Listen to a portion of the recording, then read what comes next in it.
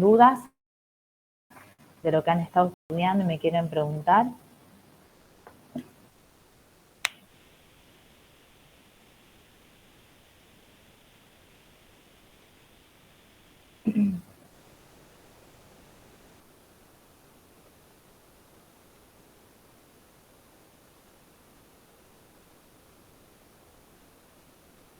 Hola Juan, ¿cómo va?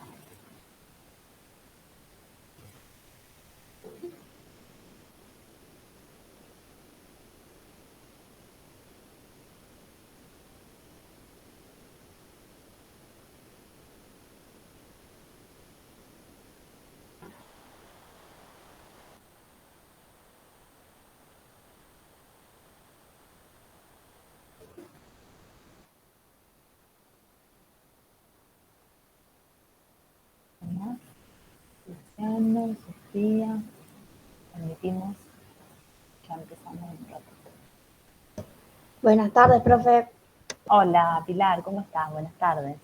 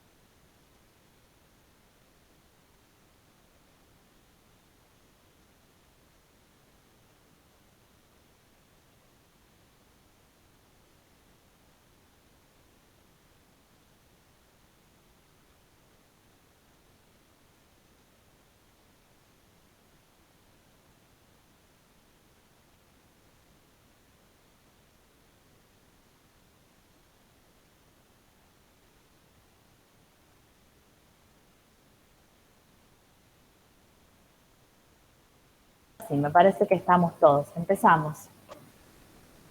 La propuesta era, bueno, si no tienen dudas por ahora de la unidad número 1, descartar también y confirmar que se hayan podido bajar la autoevaluación. Para quienes no estuvieron en la clase de la semana pasada, yo les comenté que la autoevaluación está subida en la carpeta de la unidad 1 y también están subidas las soluciones de esa autoevaluación, que es una práctica adicional a todo lo que ustedes tienen para que puedan justamente ver en el estado de crítico, autocrítico, en el que están con respecto al estudio de los temas y ver si tienen dificultades, dudas, y que, bueno, obviamente aprovechen el espacio de la clase para poder consultar.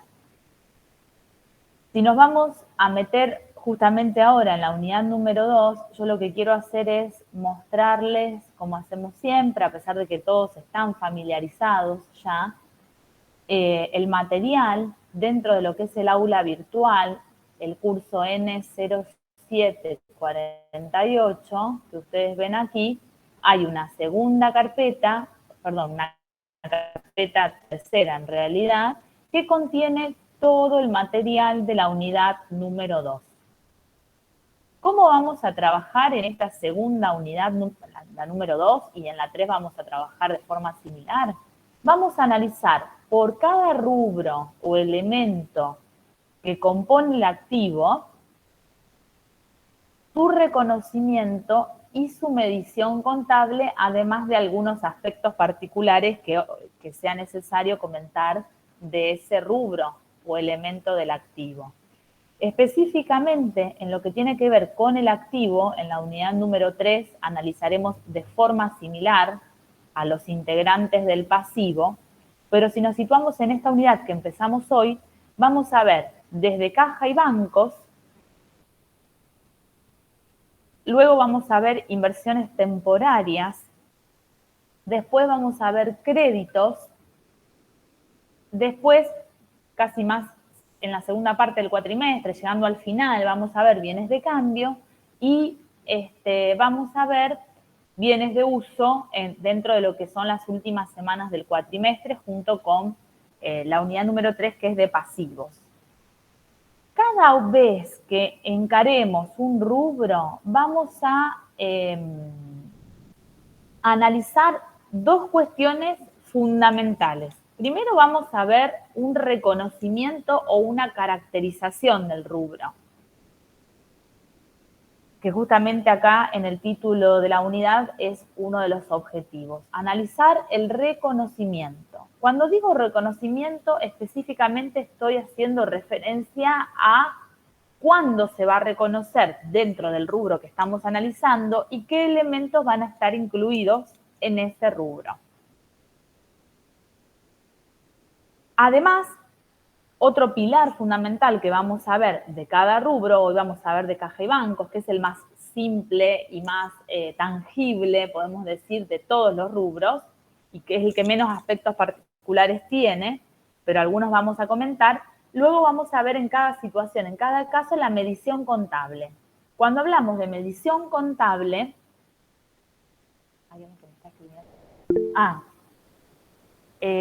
Meli, ¿tenés alguna duda? Porque veo que levantaste la mano.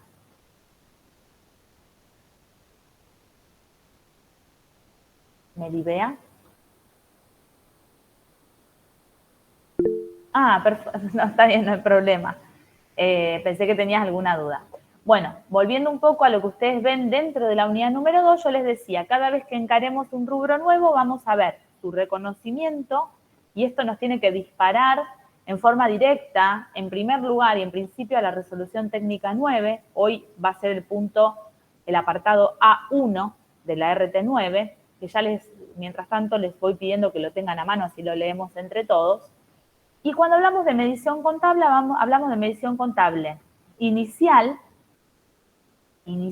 es decir, al inicio del periodo. Y, por otro lado, medición contable periódica. Esto de medición inicial y medición periódica nos tiene que llevar directamente, cada vez que hablemos de medición en lo general, a la resolución técnica 17. Ustedes saben, y también les pido que la tengan a disposición, a la RT17, ustedes saben que las resoluciones técnicas tienen partes distintas partes. Dentro de lo que es la resolución técnica 17, ustedes la habrán visto en algún momento, pero en esta unidad número 2 y en la 3 la vamos a ver bien en detalle. En la segunda parte, porque la primera es de vistos y considerandos y de aprobar la norma, la segunda parte es el alcance técnico. Entonces, dentro de la segunda parte de la RT17, nosotros vamos a encontrar, fíjense ustedes, un primer punto de alcance general, un segundo de normas generales, después si la tienen a mano, en todo caso lo volvemos a ver esto, un tercer punto 3 de unidad de medida, y un punto 4, que es este punto 4, que dice medición contable en general. El punto 4 de la RT17 habla del reconocimiento inicial general. Vamos a hablar de medición inicial de los costos, fundamentalmente, y vamos a ver el punto 5 de esta norma, de esta RT17, que se llama, ahí lo estoy buscando, medición contable en lo particular. Y en este punto 5, cuando habla de la medición contable en particular, está hablando de cuestiones particulares de medición de activos y pasivos a la fecha de cierre de ejercicio.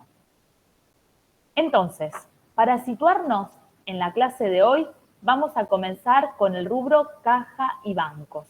Vamos a hablar un poco de las características y los aspectos particulares de este rubro, y vamos a ver RT9 para hablar de reconocimiento, y vamos a ver resolución técnica 17 en el apartado que corresponde a la medición periódica. Esta primera clase, en la que empezamos a analizar cada rubro del activo, es una clase simple. ¿No? Acá. Aquí. Es una clase simple Porque lo mismo que vamos a ver hoy en caja y banco, vamos a ir de la misma manera analizando, por ejemplo, a partir de la semana que viene, inversiones temporarias. Pero cuando analicemos inversiones temporarias, resulta un poco más complejo, tanto cuando hablemos de reconocimiento como cuando hablemos de medición inicial y de medición periódica. Pero siempre vamos a estar analizando esos dos pilares fundamentales de cada rubro. En esta unidad de caja y en esta unidad 2, en el punto 1 de caja y bancos, ya tienen subido todo el esquema de la bibliografía, que es una publicación de los docentes de la cátedra. Bueno, obviamente, como siempre, el cronograma de las actividades. Hay un extracto de un autor que es Simaro y Tonelli, que está muy piola para que lo lean. Son dos autores de contabilidad que suma y agrega contenido muy lindo y agradable para lo que es la publicación de cátedra. Un mapa conceptual, como ustedes siempre tienen, como un resumen con flechas y gráficos y cuadros, la guía de estudio, la ejercitación práctica y ya está, fíjense, la autoevaluación con la solución. Y obviamente dentro de lo que es la ejercitación práctica, siempre tenemos la práctica que llamamos de clase, ejercicio número 1, en este caso del Zorzal, y con la solución, y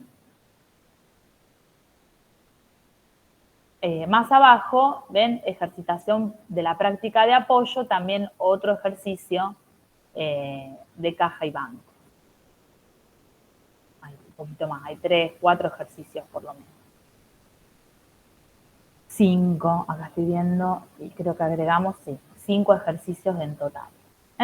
Entonces, hoy, principalmente, eso.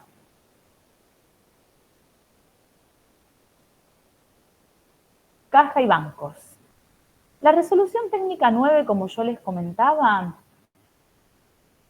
ahí creo que dejé de compartir, pero no importa, porque voy a hacerle algunos comentarios. Creo que no estoy compartiendo nada, ¿no? Un segundito, por favor, que me voy a descargar la práctica, que ya después vamos a ver a continuación.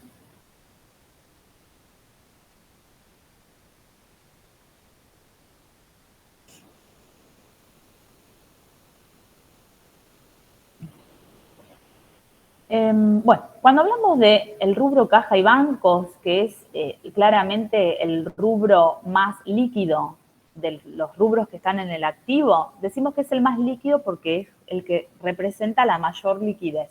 Ustedes saben que en el estado de situación patrimonial, dentro del activo, los rubros se ordenan. En primer lugar, los corrientes y en segundo lugar, los activos no corrientes, y esa definición o esa clasificación, mejor dicho, entre corriente y no corriente, se hace desde el punto de vista financiero, es decir, desde el punto de vista de la conversión en dinero de esos elementos que integran el activo. Por eso, en la parte de arriba están los activos corrientes, que son los que más próximamente se van a convertir en dinero, y después tenemos en segundo lugar los activos no corrientes, que son aquellos que se van a convertir en dinero más allá de los 12 meses siguientes a la fecha de cierre. Dentro del activo corriente y del no corriente, ahí es cuando vemos un ordenamiento de los rubros con un grado decreciente de liquidez. Vemos siempre a los rubros más líquidos al principio y los menos líquidos, como la llave de negocio, los intangibles, los bienes de uso, por ejemplo, además de otros no corrientes, más abajo, más al final. El primero que tenemos, que es el rubro más líquido, es caja y bancos. La resolución técnica número 9, yo la tengo en formato papel, ustedes quizás la tienen en formato digital. Sea cual fuera la versión que ustedes tienen, la RT9 no cambió y la 17 tampoco en el último tiempo. Así que si la tienen impresa porque la tienen de otro año o se la han prestado, les sirve igual. Y quienes no la tienen impresa, a lo mejor las tienen en forma digital porque la pudieron descargar de la página de la Federación. La RT9 en el apartado A hace referencia a los activos y obviamente el primero que aparece como A1 es el rubro caja y bancos. Y cuando habla del reconocimiento o yo siempre digo que esta RT9 nos da no una definición, sino que nos da una caracterización del rubro, porque nos está diciendo las características que los elementos que componen el rubro tienen que tener y algunos elementos directamente que van a integrar este rubro. Cuando habla de caja y bancos dice, incluye al dinero en efectivo en caja y bancos del país y del exterior y otros valores de poder cancelatorio y liquidez similar. O sea que nos está diciendo, en primer lugar, ejemplos de elementos que van a formar parte de este rubro. Cuando digo ejemplos son dinero en efectivo en caja, o sea, saldos en caja en la empresa, físicos de dinero. Y acá es válida la aclaración porque va a ser la caja habitual o un fondo fijo, depende si la empresa tiene uso restringido de fondos, puede tener una caja general y un fondo fijo que se crea para gastos menores. Además, estos saldos en caja o fondo fijo pueden ser saldos en pesos, o sea, en moneda nacional, o pueden también ser saldos en moneda extranjera.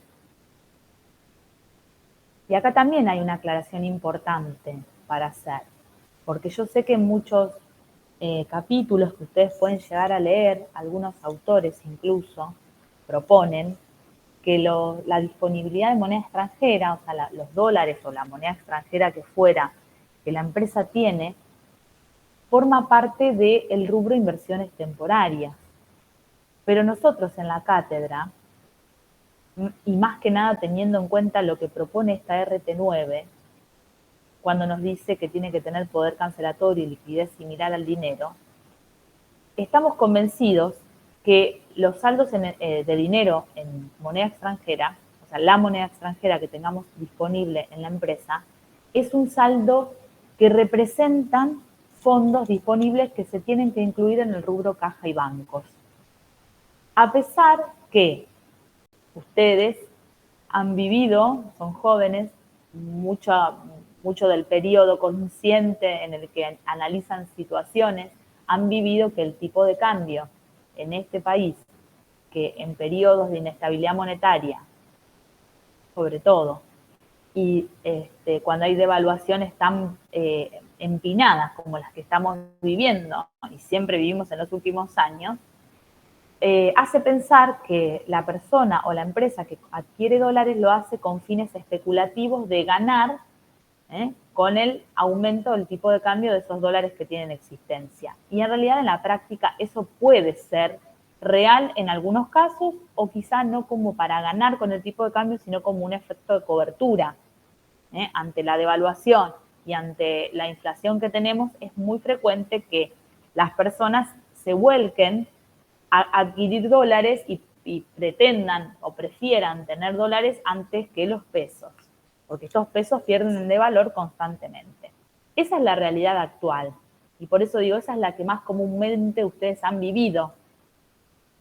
Sin embargo, desde el punto de vista de la realidad económica y dado que la moneda extranjera tiene poder cancelatorio, o sea, se pueden cancelar deudas y tiene una liquidez similar al dinero, nosotros en la cátedra estamos convencidos que, más allá de que la moneda extranjera puede generar una diferencia de cambio, por la variación del tipo de cambio, una diferencia de cotización, hay que incluir el saldo de moneda extranjera dentro del rubro caja y bancos.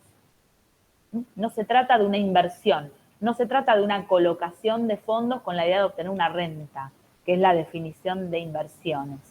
Podemos ganar, podemos perder, a veces se hace como cobertura, no para ganar, pero responde a las características del dinero. Y en esta cátedra estamos convencidos y tomamos la postura de incluir a la moneda extranjera dentro de caja y banco. Esto lo aclaro porque es uno de los errores frecuentes en los exámenes, porque yo sé que hay algunos autores que tienen una postura diferente y que además esa postura es la que a ustedes les resulta más frecuente en la práctica o en la realidad porque conocen de muchos casos en los que la moneda extranjera se adquiere para ganar o especular con esas diferencias de cotización. En esta materia incluimos a la moneda extranjera en caja y bancos. Además de los saldos de dinero, o fondo fijo o moneda extranjera que podemos tener en la empresa, también incluimos dentro de este rubro a los saldos en bancos. Las cajas de ahorro, las cuentas corrientes bancarias son asimilables al dinero porque tienen poder cancelatorio y liquidez similar al dinero y deben incluirse en caja y banco. Y la RT también mencionaba otros valores de poder cancelatorio y liquidez similar al dinero. ¿Se les ocurre a ustedes cuáles pueden ser otros valores que la empresa puede tener y que cumplan con esas dos grandes características? Recuerden que las dos grandes características son poder cancelatorio, es decir, capacidad para cancelar una deuda, y Eugenio dice cheque corriente. Exacto, Eugenio, cheque corriente. Los cheques, ustedes saben que en la modalidad de la cuenta corriente bancaria hay posibilidad de librar cheques a fecha o cheques de pago diferido. Los cheques de pago diferido, como tienen una fecha de vencimiento superior al día, se consideran créditos porque se van a cobrar en un momento posterior, se van a transformar en dinero en el momento en el que se llegue la fecha de vencimiento de ese cheque. En cambio, los cheques corrientes, como dice Eugenio, aquellos que recibimos porque a lo mejor un cliente, un tercero, nos entrega para cancelar un crédito que tenemos nosotros, nos entrega un cheque corriente, ese cheque que yo puedo ir al banco y cobrar o hoy por hoy depositar en nuestra cuenta bancaria, es un elemento similar al dinero y que tiene poder cancelatorio porque incluso también lo puedo entregar como parte de pago, similar al dinero. Esos cheques cuando son corrientes son valores que se incluyen dentro del rubro caja y bancos. Les aclaro algo que tiene que ver con la modalidad bancaria. Los cheques de pago diferido, primero les quiero decir, los cheques comunes, que no son los diferidos, se emiten y hay 30 días. Ahora en pandemia eso se extendió a 60, pero ahora volvimos a 30 días a partir de la fecha de emisión. Es decir, si hoy, que es 6 de septiembre, emitimos un cheque común, el tenedor del cheque tiene 30 días para presentarse al banco y cobrar. Durante todos esos 30 días, ese cheque corriente es asimilable al dinero y va en caja y bancos. Ahora, los cheques de pago diferido se emiten hoy, por ejemplo, 6 de septiembre, para pagar el 25 de septiembre, con una fecha, y a partir de esa fecha, que es la fecha del cheque, es a partir de cuando el tenedor se puede presentar al banco para cobrarlo o depositarlo en su cuenta.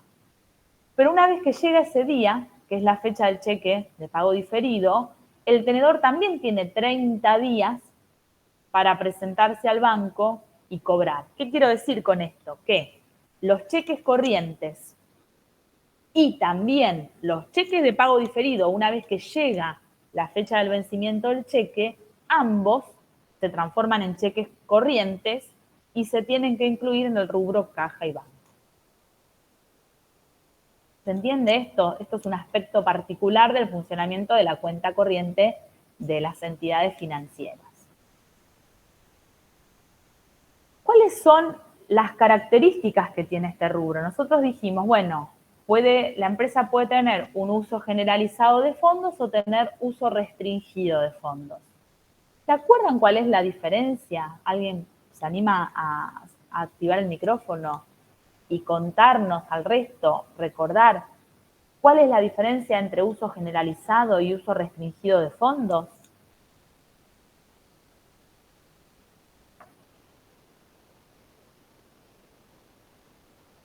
¿Nadie recuerda?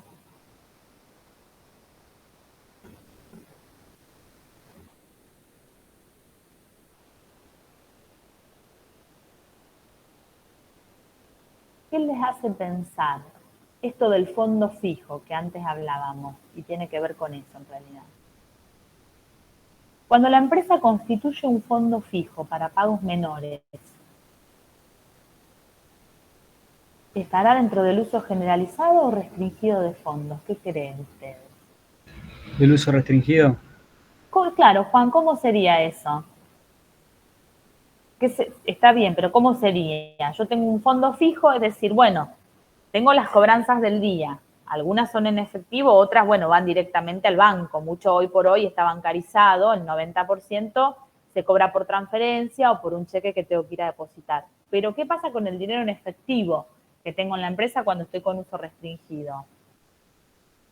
Digo, bueno, hay una parte que reservo como caja chica o fondo fijo para gastos menores y el resto del dinero lo deposito todos los días en el banco y para esos gastos que no son del fondo fijo, gastos que no son menores, sino que son más importantes, libro un cheque para ir pagándolos.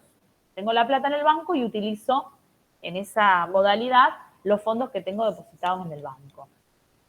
Esto es lo más frecuente. Como les decía, más que nada hoy por hoy que está todo bancarizado, que estamos camino a la bancarización casi completa de la operatoria cotidiana.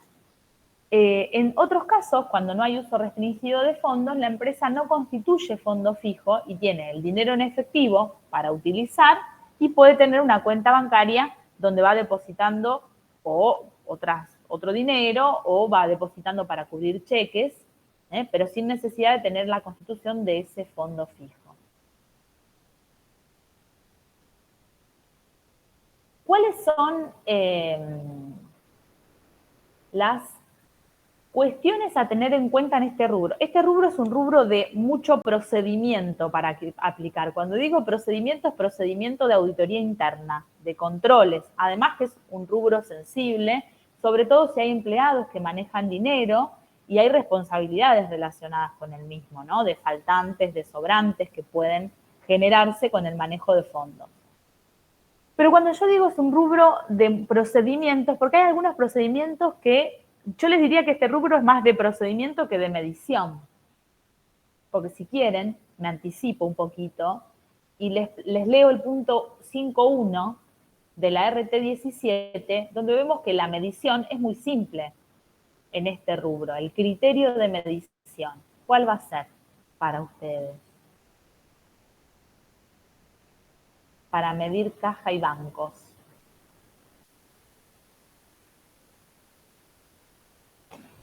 Bueno, en realidad el efectivo disponible, dice la RT17, en el ente o disponible en bancos, se va a computar, a medir al valor nominal. ¿Cuál es el valor nominal? El valor del dinero. El dinero tiene un único valor, excepto para los saldos en moneda extranjera, que en ese caso sí se van a tener que convertir aplicando o utilizando el tipo de cambio a moneda argentina, tomando en cuenta el tipo de cambio del momento de la medición.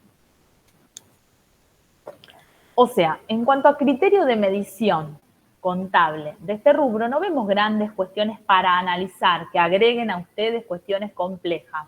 Tenemos dinero, lo medimos al valor nominal de esos pesos.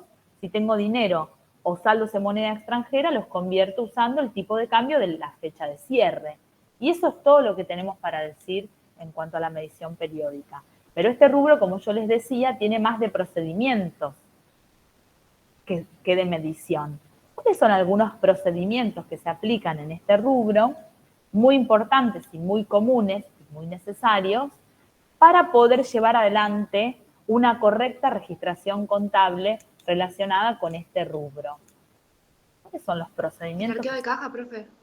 Claro, como bien dice Sara, el principal procedimiento que se hace todos los días, a veces se hace hasta 2 veces por día, porque si hay cambio de cajero, imagínense en un supermercado, cada vez que hay cambio de cajero, o por lo menos una vez por día, el empleado que utiliza fondos, que maneja fondos, que es el encargado de tesorería o de manejar ese dinero, realiza un procedimiento que se denomina arqueo de caja. El arqueo de caja es el recuento físico. La palabra arqueo nos remite al concepto de recuento físico de ese dinero. Decimos billetes y monedas, hoy por hoy las monedas prácticamente no existen, pero bueno, en su momento tenían valor. Así que decimos que es el recuento de los billetes y de las monedas que están físicamente en el sector de tesorería, al resguardo del empleado que tiene a su cargo el manejo de los fondos. Ese arqueo de caja, que es el procedimiento que se aplica todos los días, se compara con el saldo contable, el saldo que surge del mayor contable de la cuenta caja. Lo mismo puedo hacer con el fondo fijo porque es un saldo en disponibilidades, y de la comparación entre el saldo real, que es el del arqueo, y el saldo contable, podemos detectar que no existen diferencias o que existen diferencias y que puede ser un sobrante de caja si el arqueo es mayor al valor en libros, o contrariamente un faltante de caja que se da cuando cuento menos de lo que está en el sistema en el mayor. Permítanme que diga sistema porque hoy por hoy está todo en software, ¿no? No se lleva en forma manual, pero podrían tener un caso manual y sería el mayor manual que llevan con el registro de caja. ¿Cuál es otro procedimiento que aplicamos en este rubro, también muy común, que ustedes seguramente han escuchado o aplicado alguna vez? La conciliación bancaria. Exacto, Victoria, la conciliación bancaria. La conciliación, como toda conciliación, porque nosotros podemos aplicar la conciliación en otros rubros, como por ejemplo créditos o pasivos, siempre surge de cotejar un registro de terceros con un registro de la empresa. El registro de terceros, si estamos hablando del banco, es el extracto bancario o el resumen bancario. El tercero es la entidad financiera que emite un resumen de cuenta con todos los movimientos que tuvo con la empresa. Si nosotros aplicamos la conciliación con deudores, tendremos que pedirle un resumen de cuenta emitido por tal cliente, o si aplicamos la conciliación con proveedores, el procedimiento es el mismo. Le pedimos el resumen de cuenta al proveedor para cotejar con nuestros movimientos. ¿Por qué? Porque nos sirven de espejo.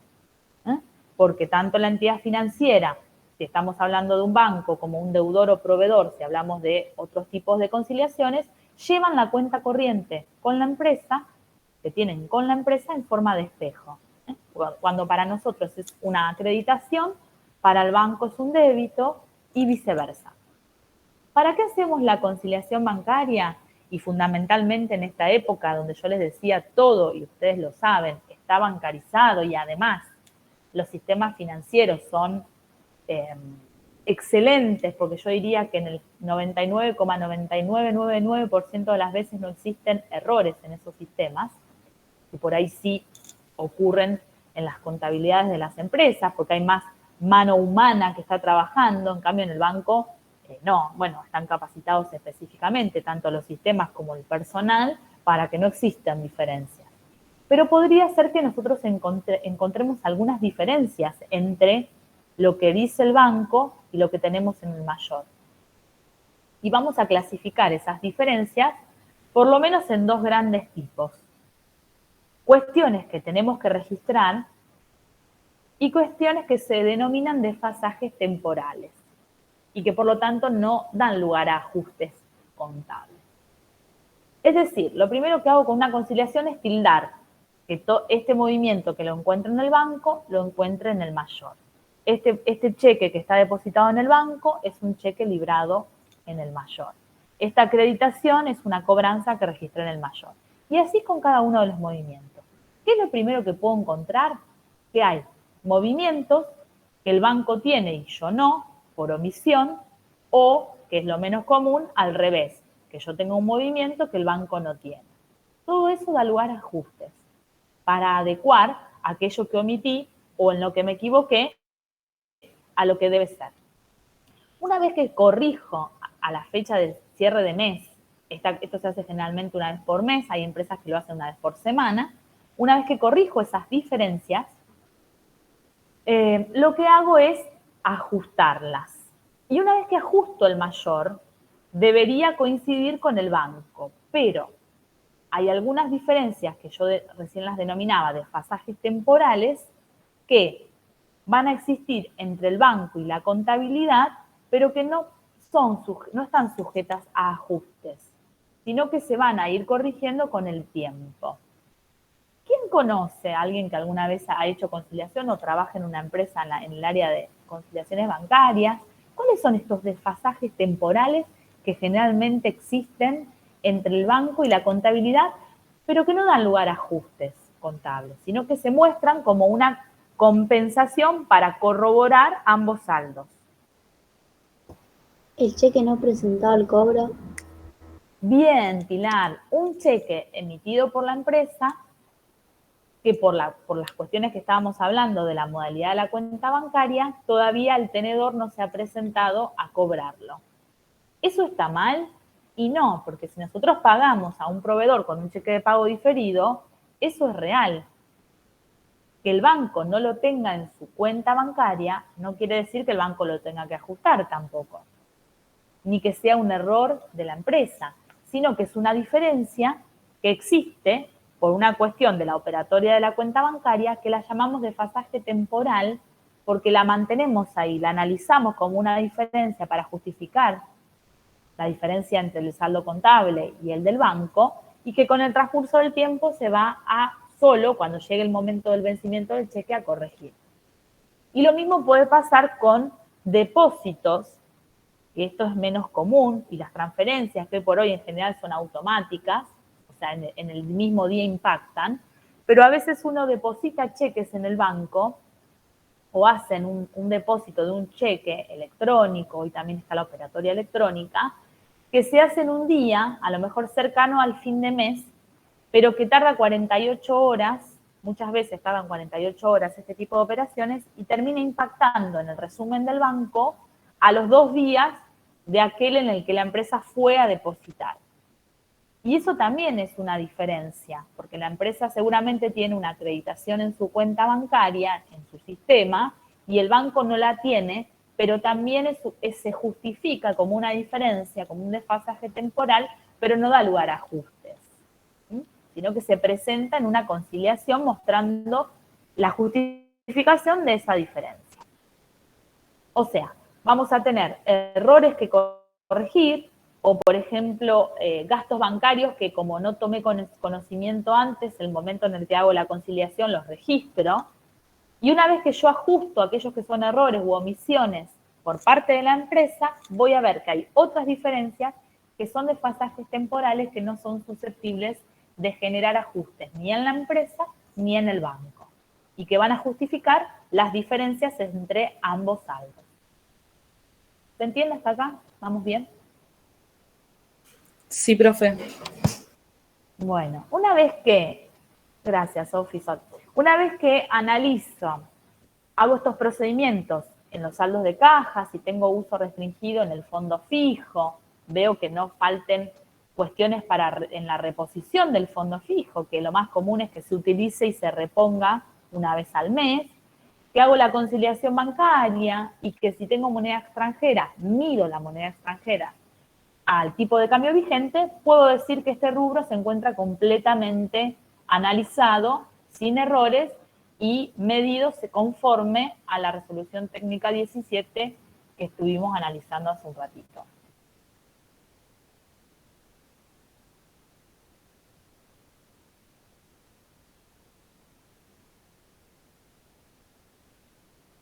Ahora, si quieren, vamos a ver ese ejercicio número 1 que es tan largo, pero que en realidad es mucho de registración contable, como yo les decía, de aplicar estos procedimientos que estuvimos analizando, y es largo porque también es integral. O sea, es un ejercicio donde hay uso restringido de fondos y por lo tanto hay un fondo fijo. Cuando yo utilizo fondo fijo, la cuenta principal no es caja, sino recaudaciones a depositar, justamente por este motivo que antes decíamos de que todo lo que voy recaudando lo voy depositando periódicamente. Y este ejercicio del Sorsal tiene fondo fijo, recaudaciones a depositar, tiene moneda extranjera para que veamos la medición periódica al tipo de cambio vigente a la fecha de cierre, y nos va a presentar una cuenta con el banco, en este caso es del Litoral, con un saldo que nosotros vamos a tener que ver esta aplicación de la conciliación bancaria que fue generando si hubo alguna diferencia o no susceptible de que sea ajustada. Así que la propuesta es analizar ese ejercicio 1 en la clase de hoy. Les queda para ustedes seguir trabajando con la práctica de apoyo el resto de la semana. Si tienen alguna duda, obviamente volvemos y repasamos todo esto que vamos a analizar hoy.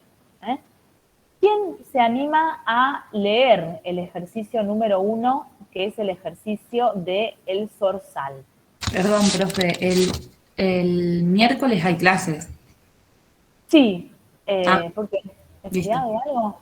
No. No, como No. dijiste el resto de la semana, pensé que por ahí no había clases. No, yo lo que quise, perdón, está bien, Sol, lo que quise decir es que hoy vamos a dar un cierre de este rubro que no requiere mayor complejidad más que de las que ustedes van a encontrar cuando se sienten a hacer ejercicio de la práctica, pero que todos son similares en cuanto a la modalidad. Entonces, lo que quise decirles es, bueno, ya nos vamos a poner, en la clase del miércoles, nos vamos a poner con el rubro que sigue, que es inversiones temporarias. Así que hoy vamos a darle un cierre a caja y bancos, con esta clase que estamos dando, que es como clase única. Así que bueno, esa era un poco la idea, ¿no? De ir cerrando en la clase de hoy este ejercicio número 1 del zorzal, ver el rubro caja y bancos así en forma general y que ustedes trabajen el resto de la práctica de apoyo para ver qué dudas les van surgiendo de esa ejercitación. Y el miércoles, salvo que quede algo por cerrar de la clase de hoy, ya nos vamos a meter con inversiones temporarias, que es el rubro número 2.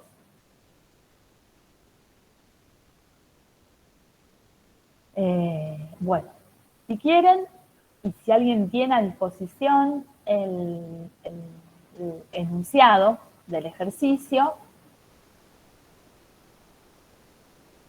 o lo buscan, tenemos apuro, lo buscan y lo empezamos a ver. Profe, yo lo tengo a El mano. zorzal SRL puede ser. El zorzal SRL. ¿Quién me decía, profe? ¿Alguien me quería preguntar o decir algo? Yo que lo tenía a mano, profe. Ah, bueno, como quieran. Cualquiera de las dos. Sara. Ah, bueno. Bueno, Ahora se mutean las dos y no lo lee nadie. bueno, empiezo. Dale, Sara, dale. El Zorzal SRL cierra sus ejercicios el 31 de diciembre de cada año. Al 30 del 11 del X4, las cuentas integrantes del rubro caja y bancos presentan los siguientes saldos. Cuenta recaudaciones a depositar, 3.700. Fondo fijo, 300. Moneda extranjera, 8.000.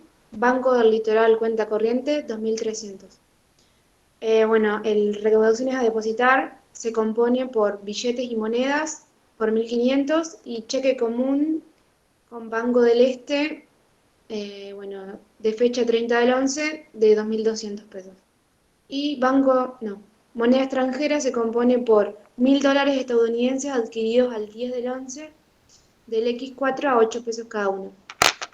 Durante el mes de diciembre de X4, la empresa realiza las siguientes operaciones. Perdón, ahí te interrumpo, Sara. Hasta acá lo que lee Sara es una situación de algunos saldos al 30 de noviembre del X4. Ella nos está contando a ese 30 de noviembre cuáles son los saldos en las cuentas, distintas cuentas que componen este rubro. Por eso nos aclara, bueno, qué hay dentro de recaudaciones a depositar, el fondo fijo, bueno, cuánto hay de moneda extranjera. Ahora lo que nos va a contar ella es qué sucede o cuáles son las operaciones, solamente las que están relacionadas o que tienen un impacto en este rubro, que la empresa lleva a cabo durante el mes de diciembre. Entonces nos va a contar algunas cuestiones que yo debería registrar impactando de alguna manera en este rubro, porque una de las primeras cuestiones que les piden a ustedes, es que registremos cada una de estas operaciones. ¿Querés leerlas primero y después vemos cómo registrar cada una de ellas? Bueno, 1 del 12 del X4. Deposita en la cuenta corriente bancaria el cheque número 23.244 del Banco del Este y la totalidad del efectivo. 2 del 12. Contrata un seguro contra incendio, abonando mediante transferencia bancaria la suma de 600 pesos por la cobertura de los meses de diciembre del X4 y enero del X5. 5 del 12. Compra mercaderías por el valor de 10.000, entregando un cheque de pago diferido con fecha de pago 25 del 12 por la suma de 10.400. Incluye un recargo financiero de 400 pesos. 11 del 12. Vende mercaderías al contado a Juan sin fondos por la suma de 5.200 pesos. Recibe un cheque común librado por el comprador por ese importe. 12 del 12. Deposita en la cuenta corriente bancaria el cheque recibido por la venta del día anterior. 15 del 12. Recibe nota de débito del Banco del Litoral por el rechazo por falta de fondos suficientes depositados en cuenta del cheque librado por Juan sin fondos por la suma de 5.250. Incluye el importe del cheque rechazado y 50 pesos en concepto de comisión.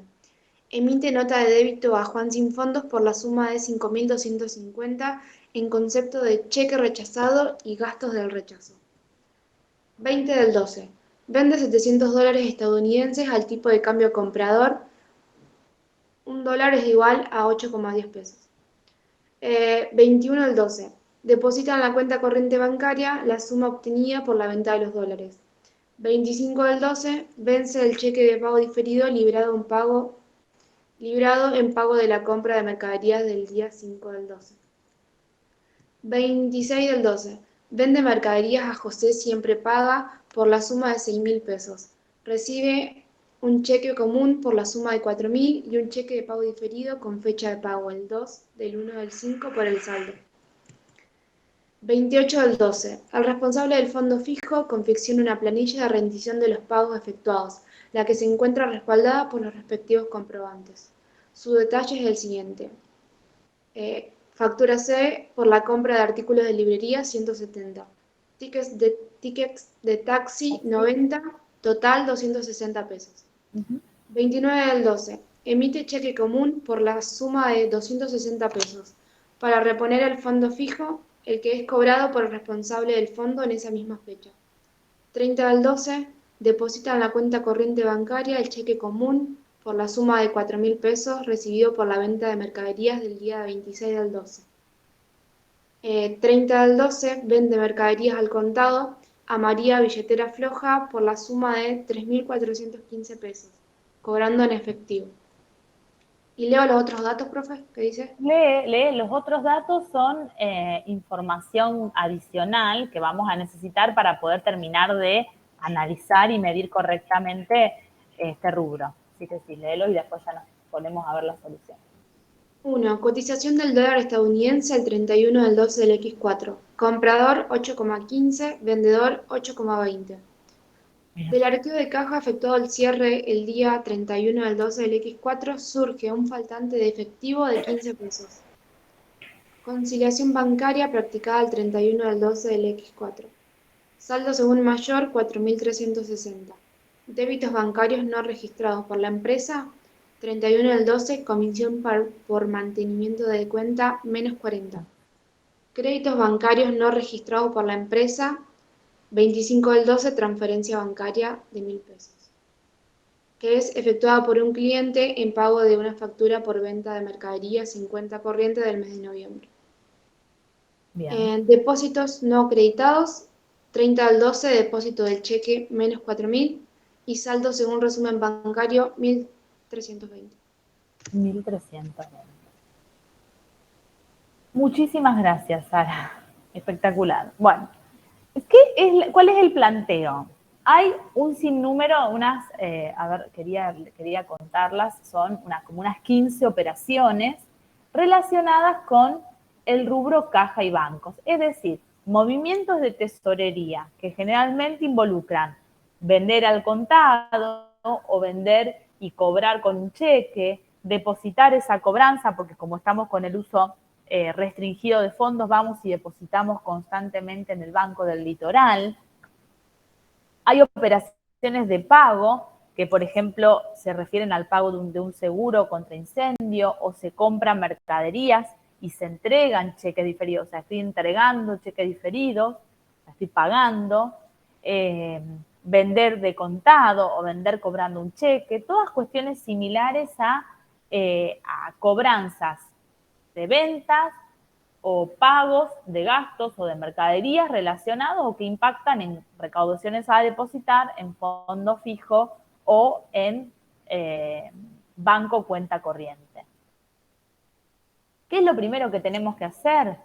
Analizar cómo registrar cada una de estas situaciones, que yo les diría que a ustedes para la instancia en la que están en esta materia, ya saben registrar específicamente, imputando al debe y al haber, cada una venta, una compra o un depósito bancario. O sea que lo primero que vamos a hacer es repasar cómo es que, y ver si ustedes tienen alguna duda, de cómo están planteadas las opciones de asientos en la solución de estas operaciones que se generan durante el mes de diciembre.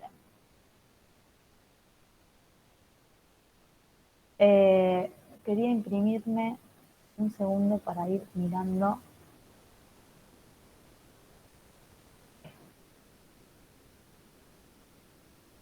Y vamos a ver entonces, empezando por la primera, estos asientos que tengo que registrar como operaciones del mes de diciembre. Lo primero que tengo es un depósito en el Banco del Litoral. ¿Qué es lo que estoy depositando en el Banco del Litoral el día 1 de diciembre? Bueno, estoy depositando aquello que tenía en existencia dentro de las recaudaciones a depositar. Generalmente las recaudaciones a depositar deberían estar en cero, porque uno recauda y el mismo día deposita. Pero muchas veces, por una cuestión de horario, recaudo, como en este caso,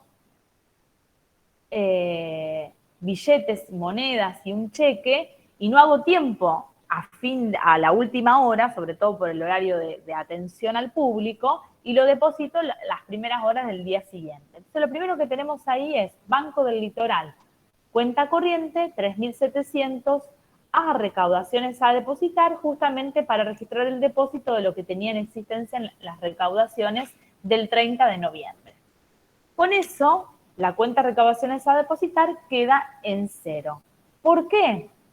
Porque cada uno de los gastos que yo tenga como gastos mayores o no frecuentes, los voy a pagar o con el fondo fijo, que está constituido por 300 pesos, o los voy a pagar con un cheque del Banco del Litoral, cuenta corriente, que es donde tengo los fondos. Y que es justamente lo que ocurre el 2 de diciembre. El 2 de diciembre, cuando se contrata y se paga el seguro del mes de diciembre y del mes de enero, y esto volvemos al concepto de devengamiento, el de diciembre se puede considerar devengado y los 300 pesos de enero como pagado por adelantado, y todo esto se paga mediante una transferencia dando de baja 600 pesos de la cuenta del Banco del Litoral, que sería este segundo asiento que encontramos aquí. El 5 de diciembre se compran mercaderías por 10.000. Se entrega un cheque, por eso la cuenta del pasivo es valores diferidos a pagar, por 10.400. ¿Por qué? Porque se financia, o sea, se decide este 5 de diciembre que se va a pagar esta compra el día 25. Y por lo tanto, los intereses, el recargo financiero por esos 20 días, en el momento de esta registración, se imputan o se colocan en la cuenta intereses pasivos a devengar. Una vez que llega el día 25, lo que tenemos que hacer es devengar esos intereses por el periodo, porque ya pasó el tiempo necesario para el reconocimiento del resultado del interés devengado. El 11 de diciembre se vende al contado a Juan Sin Fondos por 5.200 pesos y cuando decimos de al contado es porque se recibe un cheque común, fíjense, asimilable al dinero, de 5.200 pesos, un cheque común que se puede depositar. Por eso, primero se debita recaudaciones a depositar contra ventas y al día siguiente se deposita ese cheque en el Banco del Litoral. El 15 de diciembre, cuando recibo una nota de débito del Banco del Litoral porque se rechazó ese cheque de 5.200 pesos que nos entregó el cliente Juan Sin Fondos, en ese momento el banco nos debita los 5.200 del cheque y 50 pesos en concepto de gastos de comisión. Es el gasto por el rechazo del cheque.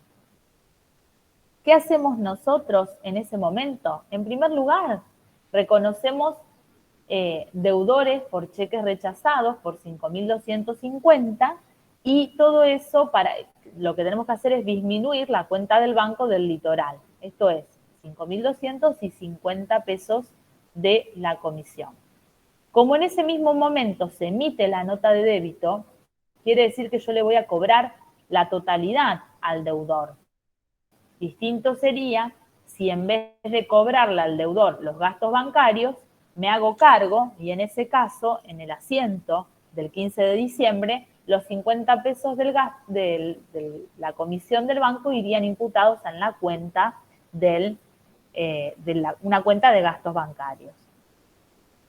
Pero como yo voy a cobrar la totalidad al deudor y emito la nota de débito correspondiente, todo se lo voy a cobrar a Juan Sin Fondos y por lo tanto debito deudores por cheques rechazados por ese importe.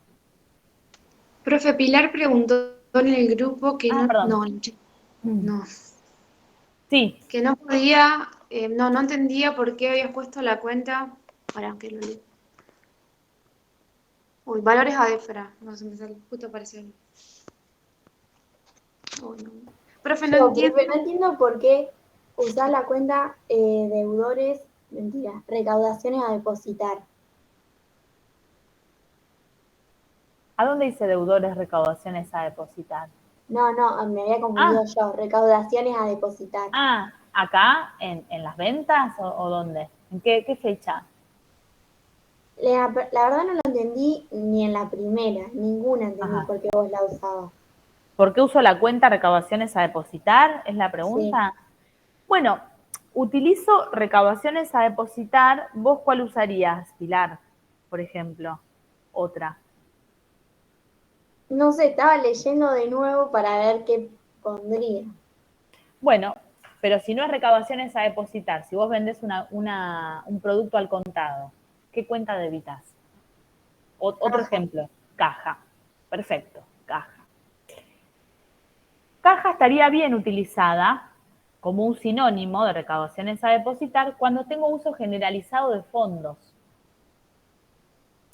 Es común, es frecuente, cuando utilizamos en forma restringida los fondos, que aquello que cobramos lo imputemos en una cuenta que en realidad se asimila a caja, pero que se denomina recaudaciones a depositar, donde no solamente debito, imputo el dinero en efectivo que cobro, sino que también deposito los valores que cobro, los cheques comunes que voy cobrando, los imputo en esa cuenta, recaudaciones a depositar, en vez de usar caja para el efectivo y cheques corrientes para el caso de los cheques cobrados. ¿Por qué? Porque todo aquello que cobre lo voy a ir depositando en forma diaria, cuando tengo uso restringido de fondos. Ahora, en la mayoría de los casos, cuando las empresas tienen uso generalizado de fondos, imputan en caja, imputan en banco lo que se cobra en el banco o imputan en la cuenta cheques recibidos aquellos valores corrientes que se han recibido. Y después ven si necesitan depositar algo o no, pero no tienen la metodología de depositar cada día las recaudaciones que realizan. Ahí ya entendí, profe, gracias. Eran como sinónimos. Son sinónimos, pero lo utilizo por dos motivos, Pilar. En este caso, primero, porque en los datos del ejercicio a mí me dicen que ese es el nombre de la cuenta que utiliza la empresa. Entonces, en primer lugar, siempre respetamos lo que nos proponen, porque si la empresa tiene su plan de cuentas y todo lo que cobra lo imputan recaudaciones a depositar, uno tiene que respetar en un ejercicio de práctica la propuesta del caso. Pero además, la explicación es de por qué esta empresa está utilizando recaudaciones a depositar como un sinónimo o una cuestión equivalente al que podría ser caja, porque usa en forma restringida los fondos y todo lo que deposita, todas las recaudaciones que tiene las deposita. Están a depositar, las tiene que depositar por el uso restringido. Sí, ahí entendí, gracias. No, de nada, Pilar. Y ahí alguien me preguntaba en el chat. Claro, Eugenio, una parte, o sea, en realidad todo va a recaudaciones a depositar, todo, y lo voy depositando. Nada más que cuando tenga que hacer una reposición del fondo fijo, voy a, de aquello que deposite en el banco, sacar un cheque, o sea, emitir un cheque para reponer el fondo fijo. ¿Se entiende? Todo se deposita, no me queda dinero en caja. Si tengo dinero es en un fondo fijo. Todo lo que deposito, lo que recibo, perdón, lo que cobro, lo deposito y para reponer el fondo fijo emito un cheque, que es lo que vamos a ver después. De nada, Eugenio. Volviendo un poco a la ejercitación, siempre que cobre o que pague algo, en realidad siempre que cobre, voy a depositarlo. Cuando pago, por ejemplo, en el caso de las mercaderías, voy a usar un cheque, en este caso es diferido, podría usar un cheque corriente o una transferencia, como fue en el caso del seguro, ¿ven? Volviendo un poquito al 25 de diciembre. ¿Qué ocurría el 25 de diciembre? Perdón, ¿me quedó algo antes? Sí, me quedó la venta de la moneda extranjera, porque el 20 de diciembre habíamos llegado hasta el rechazo, aquí, del 15.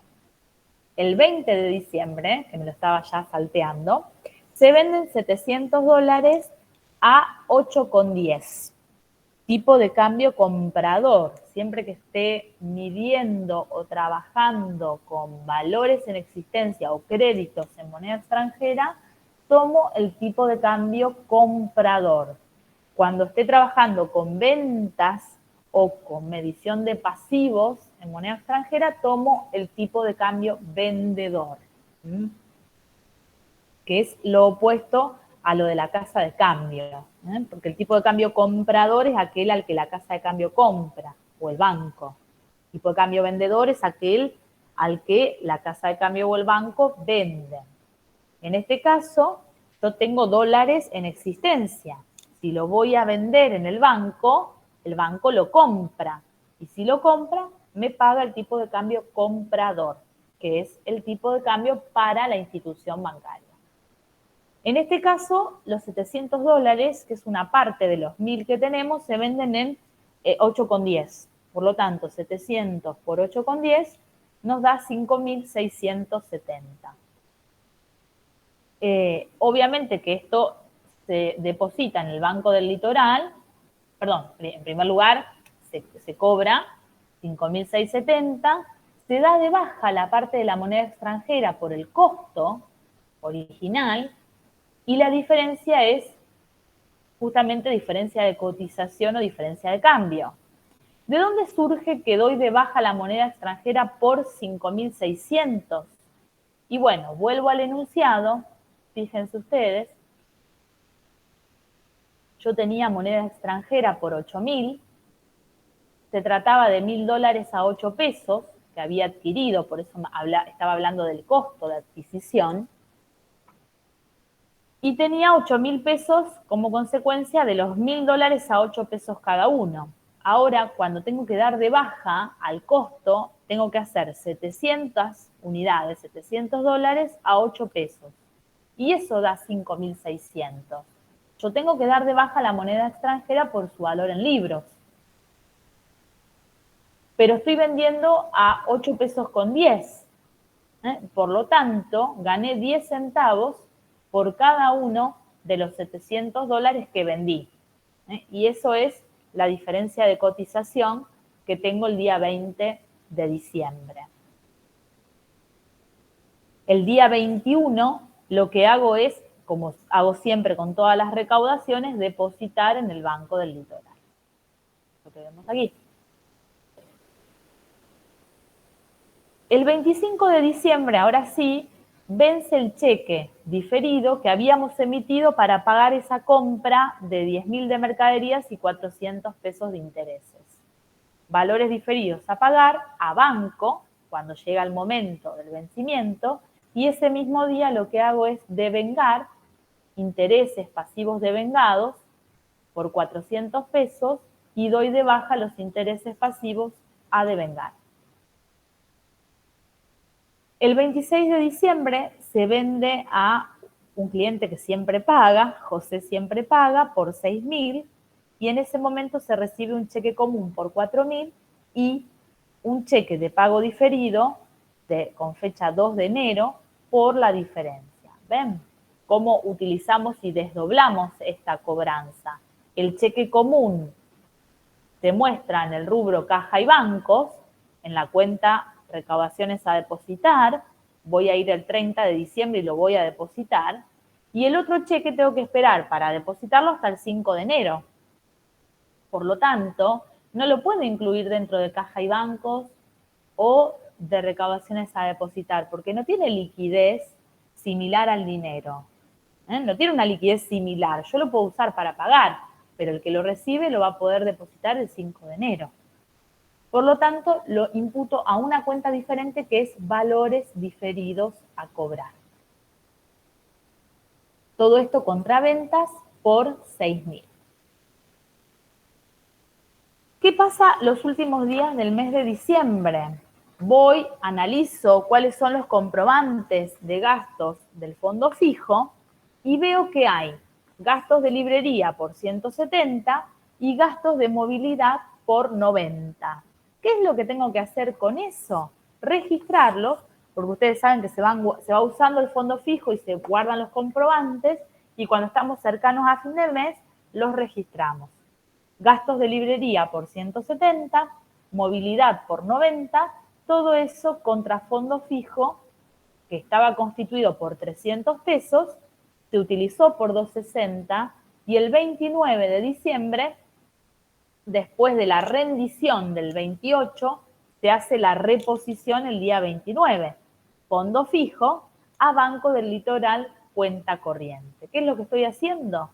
Emitiendo un cheque del Banco del Litoral para irlo a cobrar y reponer lo que se gastó de ese fondo fijo.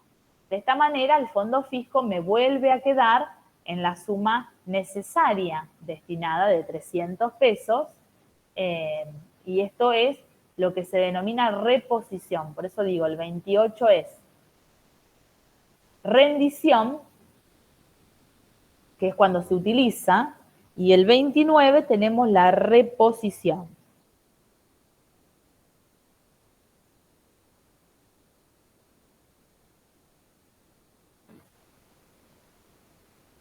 Vuelvo un poquito aquí.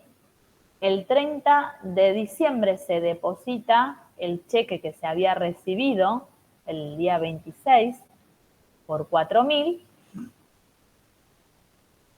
Y ese mismo día, el 30 de diciembre, se venden a María Billetera Floja de contado en efectivo, cobrando en efectivo 3.415 pesos de mercadería. Que esos son los dos últimos, asientos que vemos con fecha 30 de diciembre.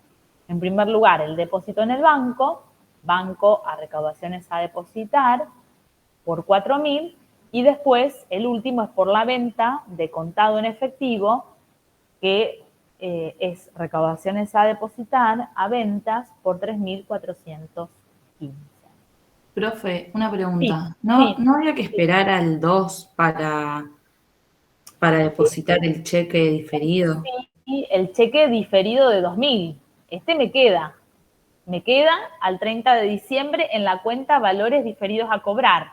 La cuenta valores diferidos a cobrar, como en ella se imputan cheques diferidos, este que vos decís del 5 de enero, es una cuenta que se muestra en el rubro créditos por ventas. Sí, sí, listo, profe. El Pensé que era el de, No, el de era 4.000 el es, diferido ese. claro, no, claro, es la gran diferencia y está bueno que lo preguntaste. El cheque que es común, corriente, como se denomina, es el que estoy depositando y es el de 4.000 y que lo incluí primero en recaudaciones a depositar. Sí, sí, gracias.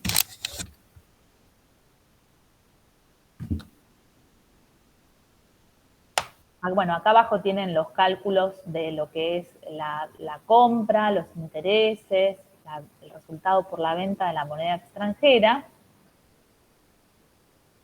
Bueno, hay un comentario en relación a este resultado, que es la diferencia de cambio. Claramente no es un resultado por venta, si bien se trata de venta de $700, porque por las características de los dólares que no requieren esfuerzo de venta, se miden al valor neto de realización o valor de cotización neto de gastos, y la diferencia es diferencia de cotización o de cambio.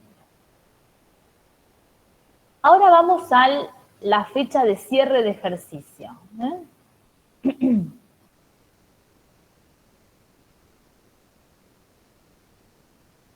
Hasta aquí lo que hicimos fue registrar todas las operaciones. Nosotros tenemos un mayor de cada una de las cuentas que componen el rubro.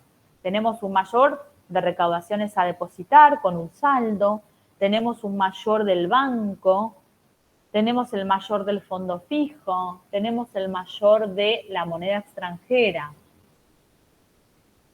Tenemos que analizar cada una de esas cuentas, esas 4 cuentas. Fíjense que dejé de lado los valores diferidos porque es del rubro créditos, no es ahora lo que estamos analizando. Y tengo que ver si corresponden realizar ajustes a la fecha de cierre de ejercicio. Ahí está. ¿Corresponden realizar algunos ajustes? Bueno, va a depender. Fíjense. Si estoy trabajando con caja, o en este caso la cuenta que representa lo asimilable al dinero es recaudaciones a depositar, tengo que hacer un arqueo de caja y verificar si hay diferencias.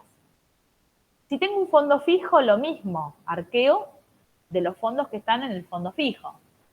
Si hay diferencias en la caja o recaudaciones a depositar o en el fondo fijo, bueno, tendré que ajustar a través de lo que se entiende como sobrante o faltante de caja. Con respecto al banco voy a hacer la conciliación. Acá a nosotros no nos dan el resumen bancario, nos dicen cuáles son las diferencias que se detectaron de comparar o de cotejar el resumen con el mayor.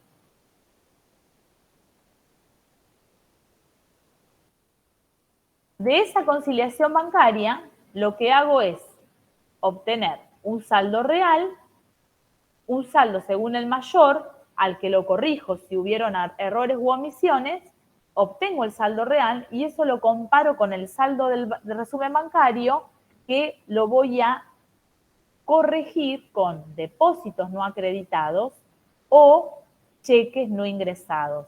Esto que al principio de la clase los mencionábamos como desfasajes temporales, que no generan ajustes en el mayor de la cuenta bancaria, pero tampoco están en el resumen y sin embargo tengo que llegar a una comprobación, que es el saldo real. Veamos recaudaciones a depositar, mayor de recaudaciones a depositar, una vez que terminé de registrar todo, van a llegar al saldo de 3.415, que es la última venta. Fíjense, todo se va depositando, salvo lo último, que lo voy a depositar los primeros días de enero. Con respecto al banco, voy a tener al debe todos los depósitos, o sea, todo lo que tengo en el haber en recaudaciones a depositar, lo tengo al debe en el banco. Tuve algunos gastos, como el seguro que pagué, un cheque devuelto, la compra de mercaderías y la reposición del fondo fijo, y tengo un saldo en el mayor de 4.360. La moneda extranjera me queda con un saldo de 2.400, que son los $300 a 8 pesos cada uno, y el fondo fijo que queda con su reposición en 300. ¿Cuáles serán los ajustes que tengo que hacer? Bueno, del arqueo de caja y del arqueo del fondo fijo, ver si hay diferencias para ajustar. La moneda extranjera, tomando el tipo de cambio de la fecha de cierre. Y con respecto al Banco del Litoral, registrar si hay diferencias por errores u omisiones y hacer lo que se denomina la conciliación con esos desfasajes temporales. Fíjense que acá lo tenemos como resumido en algunos cuadros. ¿Se ve? No sé, Sara, si se llega a ver. 4 rectángulos en color azul, uno por cada cuenta. ¿Se ve? Sí, pero Recaudaciones a depositar. Nosotros habíamos llegado a un saldo de 3.415. En el ejercicio nos dicen que el saldo real que surge del arqueo de caja es 3.400. ¿Qué quiere decir? Que hay un faltante que tengo que contabilizar para adecuar el saldo real, en este caso es de 15 pesos. El fondo fijo es de 300, coincide, y no hay ningún faltante y no requiere ajustes, que es lo que vemos aquí abajo. Con respecto a la moneda extranjera, fíjense, ya habíamos llegado a la conclusión de que nos quedaban $300, el saldo de esos $300 a 8 pesos cada una, que es el costo de adquisición, es 2.400, pero si yo mido esa moneda extranjera al tipo de cambio comprador de la fecha de cierre, fíjense que acá nos dan el tipo de cambio comprador, pero podrían darles a ustedes en el ejercicio los dos tipos de cambio. Y ustedes tienen que poder elegir el tipo de cambio que corresponde, que para este rubro es el tipo comprador. Si yo mido los $300, sí. ¿Podés explicar otra vez lo de qué tipo de cambio tenemos que utilizar? Porque no lo entendí. Sí, sí, sí. Cuando nosotros estemos, esto como una regla general, trabajando, midiendo saldos del activo en dólares, voy a utilizar tipo comprador. Cuando estoy midiendo deudas, voy a utilizar tipo vendedor. ¿Por qué esto es así? Porque si vos tenés, como en este caso, un activo, saldo de moneda extranjera, y lo querés valuar y vender, por ejemplo, que sería el valor de realización de este bien, vas a la casa de cambio o al banco y le decís, tengo $300, ¿cuánto vale? El banco o la casa de cambio lo que va a hacer es pagarte el tipo de cambio que para ellos es el tipo de cambio comprador. Cuando nosotros decimos la palabra comprador o vendedor, lo decimos en términos de la figura del banco o la entidad financiera. Yo voy a vender, pero el banco me va a comprar. Y para eso tiene un tipo comprador.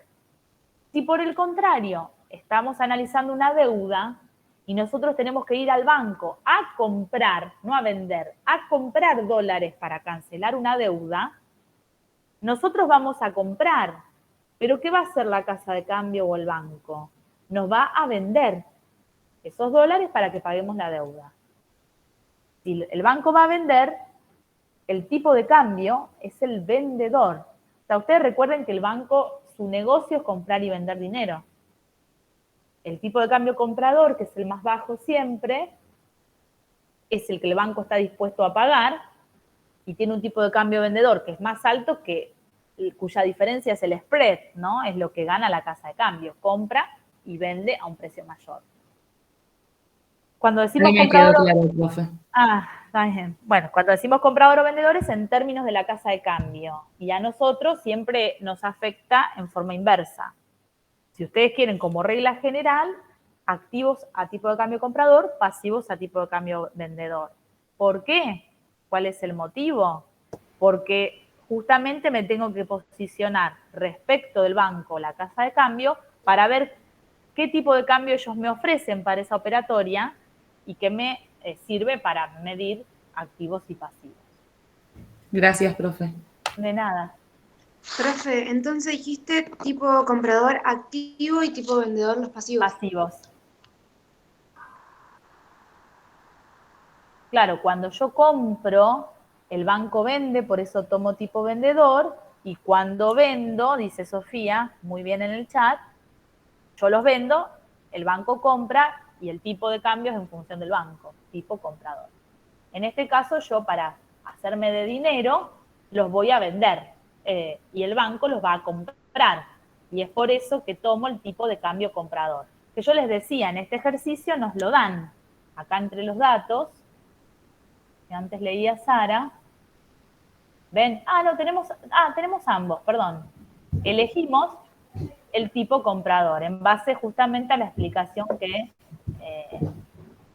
estábamos dando recién. Eso nos genera una diferencia de cambio de 45 pesos a favor, que ahora vamos a registrar.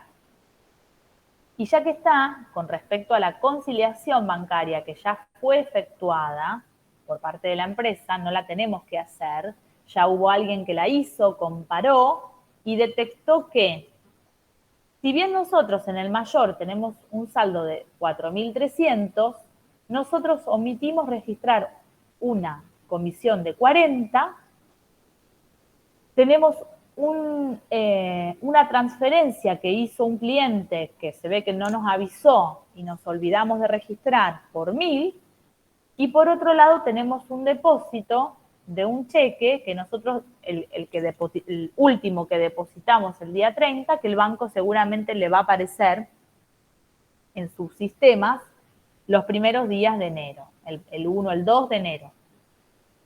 Por lo tanto, nosotros este último no lo tenemos que ajustar, pero sí vamos a ajustar la comisión y esto que hemos omitido, que es una transferencia de un cliente. Por eso, al saldo del mayor, con esos ajustes, lo vamos a reducir con el gasto y lo vamos a aumentar como consecuencia de registrar este depósito que nos habíamos olvidado. Y con eso vamos a llegar a un saldo ajustado de 5.320. ¿Qué tenemos que registrar? La diferencia de cambio, el faltante y estas dos omisiones bancarias. Vamos a ver si lo tenemos aquí. La moneda extranjera aumenta por el debe y la contrapartida es un resultado positivo, diferencia de cambio por 45. El faltante de caja, en cambio, es negativo, es una pérdida. Por lo tanto, debito 15 y disminuyo recaudaciones a depositar por ese importe. Con respecto al fondo fijo no hacemos nada, con respecto al banco registramos las comisiones, 40, contra el Banco del Litoral, y registramos esto que hemos detectado, que es la cobranza de una cuenta de deudores por ventas que nos habíamos olvidado por 1.000. Y estos 4 son 4 asientos que me permiten medir el rubro caja y bancos a través de las 4 cuentas que lo representan al saldo real. ¿Cómo nos queda entonces la composición de este rubro? Recaudaciones a depositar por el importe real, el del recuento, el del arqueo, 3.400. El fondo fijo lo mismo, nada más que no había diferencias. El recuento 300 pesos. La moneda extranjera al valor nominal, pero convertido al tipo de cambio comprador de la fecha de cierre. Y el saldo del Banco del Litoral, que lo dejo en 5.320, y el total del rubro caja y bancos 11.465. Perdón, y acá me gustaría analizar, no sé si lo tenemos al final, esa conciliación. ¿Ven? El saldo del resumen bancario es 1.320. Le sumamos estos 4.000 que debería tener el banco y que es un desfasaje temporal, y llegamos al saldo de nuestro mayor, que una vez corregido nos daba 5.320.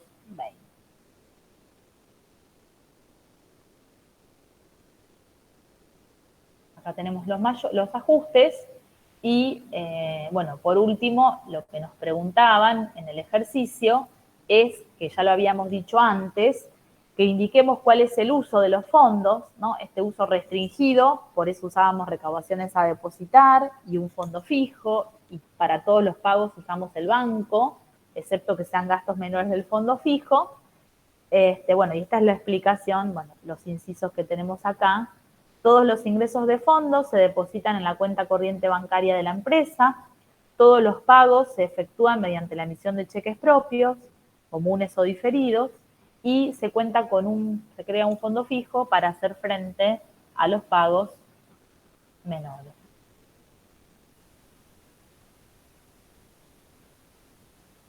Bueno, finalmente, como ya les dije antes y ustedes ya lo vienen sabiendo de la unidad número 1, dentro de lo que es la práctica de apoyo van a encontrar situaciones similares, o sea, ejercicios más cortos. Generalmente no tomamos este tipo de ejercicios tan largos, tan integrales en el examen, sino que podemos tomar una parte de esto, pero bueno, este ejercicio así de largo como es, nos permite ver la mayoría de las situaciones que se pueden presentar en un examen integrador. Y, bueno, obviamente ya se encuentra disponible la autoevaluación con la solución de esta unidad. Por eso yo antes les decía que la idea es, como este rubro no es tan complejo y ustedes pueden seguir trabajándolo solos con la práctica de apoyo, el miércoles empezar ya con inversiones temporarias para no atrasarnos, para, bueno, poder ir muy bien con los tiempos. De última es mejor que, si tienen dudas, las vamos charlando y trabajando en clases, o que en definitiva nos sobre alguna clase para el final de repaso. ¿Dudas de la clase de hoy? Fui medio rápido con los asientos, pero la verdad que un depósito bancario, lo saben, o sea, cuestiones, puntualizamos en las cuestiones que me parecía que le podían generar dudas, pero no es un ejercicio tan complejo, y el rubro en sí mismo, como yo les dije al principio de la clase, tiene más de procedimientos que de registración o de medición contable. Bueno, estoy para las dudas que me quieran preguntar, algo que no haya quedado claro. Las preguntas de ustedes siempre son bienvenidas, y las dudas y las críticas suman también, así que...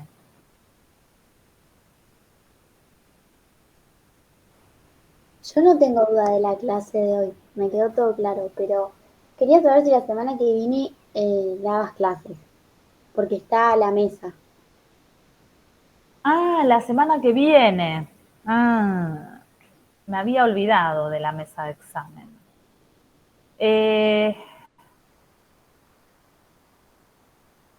La semana que viene es la mesa de examen. Nosotros tomamos el viernes 17, el lunes 13 hay un examen de la materia, el 17, y yo les diría, ustedes van a rendir, ¿no es cierto, esa semana? Porque, ¿qué sucede?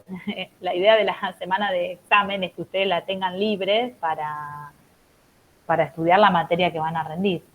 Así que, bueno, en la presencialidad no dábamos clases, y yo en la virtualidad pretendo que no demos tampoco clases, que ustedes puedan, van a rendir una mesa final, concentrarse en aquello que están preparando.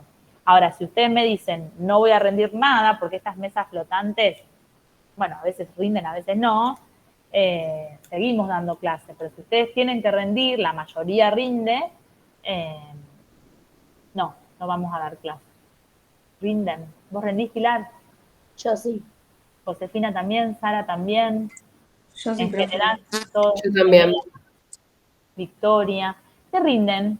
Para saber. Eugenio también. Economía. ¿Introducción a la economía? No, macroeconomía. Macro. Sí, payo. Luciano, Zipa. Yo macro también. No, macro. No, entonces, chicos, no. Encima nosotros ni siquiera tenemos el viernes, además tomamos examen, o sea que no. Tenemos lunes y miércoles que van a estar en la mitad de la semana ahí estudiando. Porque macro se rinde los miércoles, no. Claro. Sí, el miércoles. Sí. No, la semana que viene no. El miércoles de esta semana, sí, dentro de 2 días, empezamos con inversiones temporarias. hacemos un parate la semana que viene por la mesa y la otra semana seguimos con inversiones temporales. Sí. Gracias, Pilar, por preguntarme, porque la verdad que no lo tenía presente para ustedes. O sea, tenía en mente que tenía que tomar el examen, que es la semana que viene y todo, pero no para charlarlo hoy. Así que ya lo aclaramos. Bueno, nos vemos el miércoles, ¿les parece? Nos vemos, profe. Mucha suerte. Adiós. Chao, profe, gracias. Gracias a ustedes.